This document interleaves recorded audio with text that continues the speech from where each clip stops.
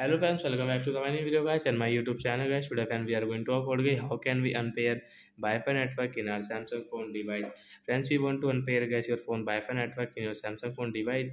So how can you unpair it? Today friends I will show you. I will tell you in this video. So before starting video friends, first of all go and subscribe the channel guys. Click the bell icon and like the video. So friends, now let's see how can we unpair Wi-Fi network. Friends, you will have to turn on guys your phone setting guys. So we will on it phone setting. After on phone setting guys, you can see this type of setting in your Samsung mobile. So friends, you will have to click on phone connection setting. Friends, you can see your phone Wi-Fi setting guys. Tap on Wi-Fi setting. So which device guys you have paired. Friends, you want to unpair. Friends, you can unpair from here.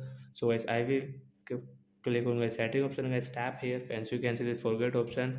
So just tap here to unpair it. After unpair guys, we cannot use guys. If we use, so we will have to enter password again. So that's it guys. Thanks for watching the video guys. I hope friends have understood how to unpair Wi-Fi network in Samsung phone device. Bye guys.